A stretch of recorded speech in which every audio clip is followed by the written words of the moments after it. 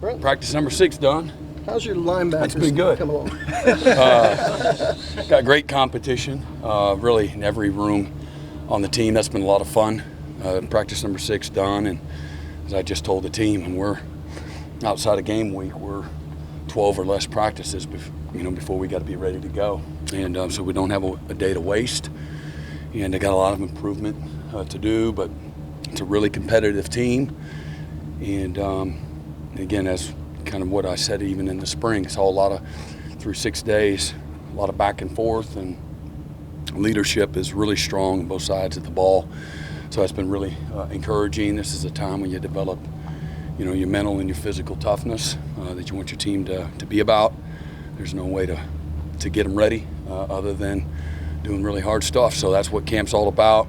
But tomorrow's a day off physically, and kind of go 3 days is our schedule right now. And then we'll take a day where it's just mostly mental and some other team building things, and coaches kind of circle up and get ready for the next 3 days. And that's kind of the schedule that we're on right now. Scrimmage on Saturday, so everything's been building up to that, and both the workload, series, play count, things of that nature, situational. Certainly we've done 2-minute, 2-point, last 2 plays, backed up. Start at the midfield, go into the green zone, high red. Been a lot of really good competitive work. First down play, second down play, third downs, trying to sequence plays, and even into the third down play, fourth down. So trying to develop a really smart, aware football team, and a team that can play the game before the game happens. But so far the signs to me of what you really are hoping to see, what we've seen so far is a team that's really player-driven. Got a lot of loud voices, again, a lot of guys that are heavily invested, and it's cool to be able to hear that leadership, see the leadership, hear the leadership.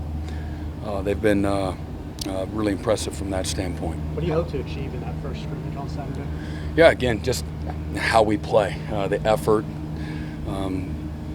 Don't want it to be sloppy, taking care of the football, making good decisions on offense, playing within the scheme on both sides of the ball.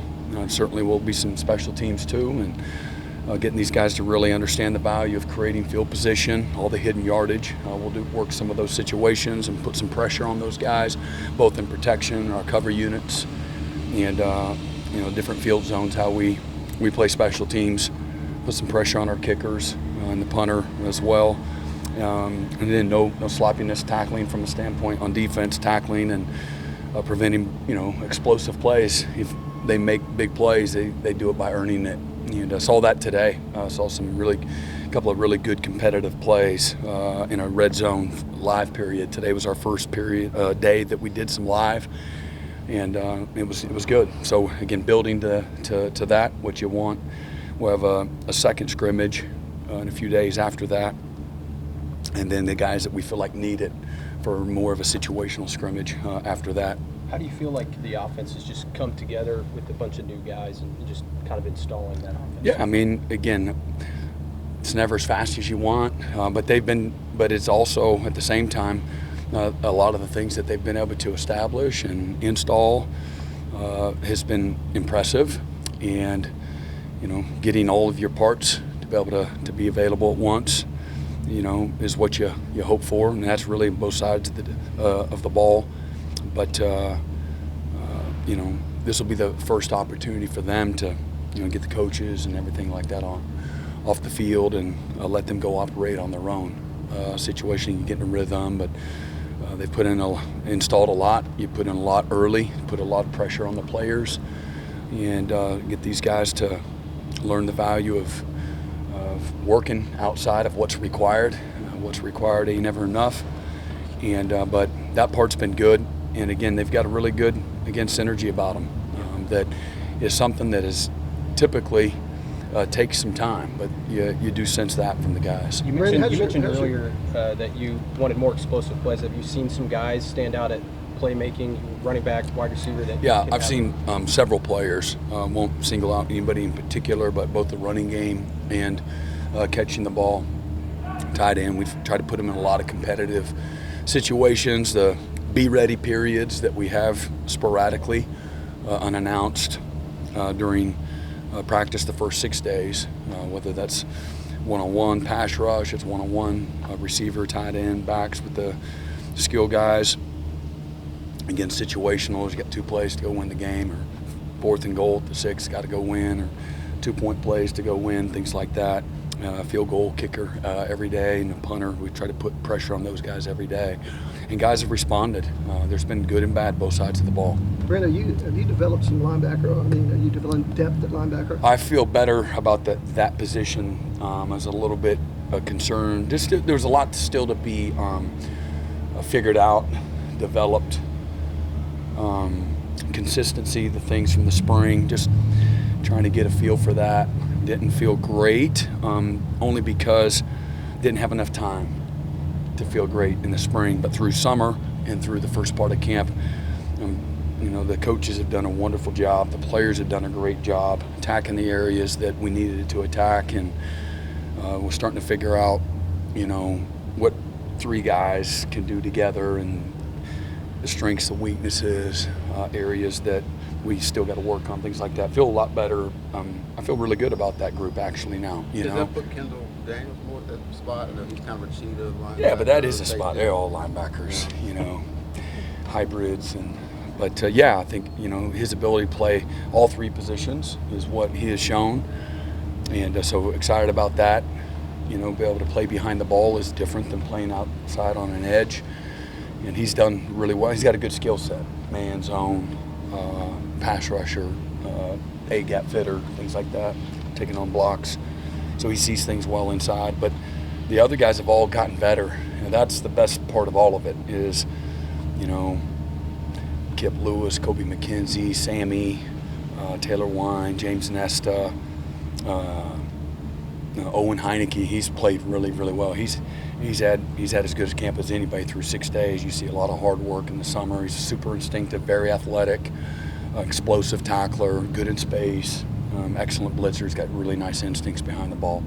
Brent, you talk about the one-on-ones. We got a chance to see Elijah Thomas in that situation a little bit the other day. What stood out to you about him and the way he's handled it as a freshman? He's got great, strong hands, tremendous length, body control, timing. His instincts show up. Some of his defensive instincts show up, but at the end of the day, he's a confident, physically mature guy that's putting in a lot of hard work, got great humility. A lot of young guys, they haven't had a lot of failure, if you will, and certainly hasn't been perfect, but he's received the hard, tough coaching, the pressure of the moments that you got to show up. Every day, something's on the line. He's showing up every day. He's competitive, toughness for a young guy, and then the consistency. We had the GM for the Bears spoke to the team yesterday, and right on cue, he said the number one thing that they value as an organization with players in both retention and in drafting is consistency. Got to be good enough, but guys that they play at a high level consistently. They show up with the same mindset every day. They know how to compete every day. They don't get too high, never too low. They have humility and respect for what it takes to win, to have success. And so that was great affirmation for our guys. And he's a young player that's bought into that, And again, he's just beginning. He's got a lot in front of him. He certainly has more polish and better days in front of him, but he's got a mental and a physical maturity that a lot of guys, young players, don't necessarily have right away. So he'll be a guy that certainly will help us. But he's a guy that the bigger again, very small sample size, but the bigger the moment, the better he plays. Brent, on that note, we've heard John Mateer and Ben Arbuckle refer to Isaiah Satona as reliable. When you have a veteran like that and you're installing a new offense, just what's the value of him being Speaking of consistent, and he's really at a high level. He's super competitive. He's wide open. Every day he's all out in everything that he does, special teams, offense, every drill. He's at the same speed, the same focus, the same intensity, the same passion. Made a great competitive play that got us down inside the 5 today. He plays big. plays tough, and just doesn't say a whole lot. But, man, he knows how to compete at a really high level and makes plays. What are a couple of guys that are standing out in terms of controlling the vibe and the energy of your practices? Guys that people are gravitating towards. Yeah, I've been bragging that we have really good depth that way. Fabechi and John, Javante, Jacob Sexton, Jaron Canick, guys on offense.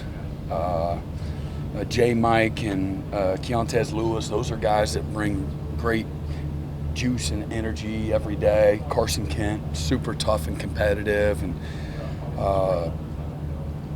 plays with a lot of passion, competes with a lot of passion. And then, again, I'm probably forgetting a few guys. Troy Everett, obviously. I've been bragging on his leadership. And then defensively, R. Mason, Kobe, Dolby, Gentry Williams, Robert Spears, Kip Lewis. I'm naming a lot of guys. And Cortland Gilroy, for a young player, man, he loves to compete. He's so hungry to learn. But I love, again, Reggie Powers, his passion and energy and intensity, his playmaking. I've told the coach we find a way to get this dude on the field, man, because he makes a ton of competitive plays. One thing to look good when nobody's blocking you, we're not in a scrimmage or running around through drills, but when it's time to play any competitive situation, I'd want Reggie at the front of the line. Just knows how to show up. And Boganowski, I mean, wherever he was a year ago, man, he's in another solar system. He's always played wide open and really fast. He's been always an elite effort guy, super physical. But man, now he has a process, and that's the challenge, man. You just can't have elite effort. You just can't be excited to play, man. You got to have a process. You have an elite process. You have an elite mindset. You take the bad with the good. You're ready to compete. You're ready to have competitive endurance from beginning to the end of practice. You're prepared.